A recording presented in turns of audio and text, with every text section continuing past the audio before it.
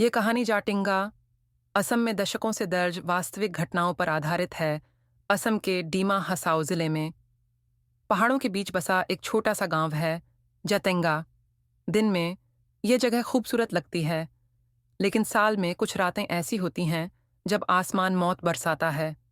सितंबर से नवंबर, अंधेरी, बिना छांत की रातें, हल्की बारिश और घना कोहरा। शाम 6:30 से 9:30 बजे के बीच अचानक पक्षी आसमान से गिरने लगते हैं।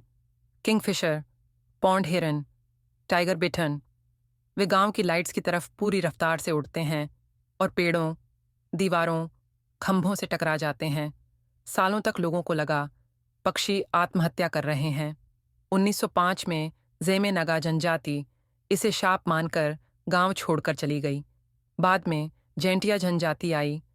उन्होंने इन पक्षियों को ईश्वर का प्रसाद माना।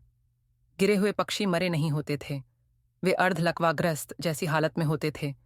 आंखें खुली, शरीर जिंदा, लेकिन हिलने में असमर्थ। 1957 में ईपीजी ने दुनिया को इस रहस्य से परिचित कराया। 1977 में जूलॉजिकल सर्वे ऑफ इंडिया पहुंची। 1980s में डॉक्टर सालिम अली खुद आए। उन्होंने देखा, सिर्फ स्थानीय पक्षी प्रभावित होते हैं, प्रवासी पक्षी नहीं। वैज्ञानिकों ने कहा, घना कोहरा, तेज हवा और पहाड़ियों की बनावट पक्षियों की दिशा पहचानने की शक्ति नष्ट कर देती है। कुछ ने यहां तक कहा, धरती का चुंबकीय क्षेत्र उनके दिमाग को अस्थायी रूप से बंद कर देता है।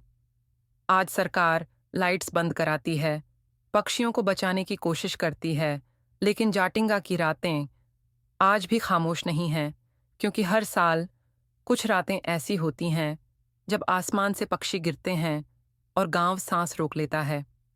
सुबह की पहली किरणों के साथ जाटिंगा जागता है। जिन पक्षियों को बचाया जा सका, वे धीरे धीरे उड़ते हैं, एक नई जिंदगी की शुरुआत करते हुए।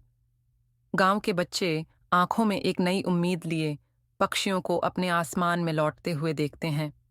हर सुबह जाटिंगा के लिए एक नए आस्था और जिजीविषा का प्रतीक बन गई है।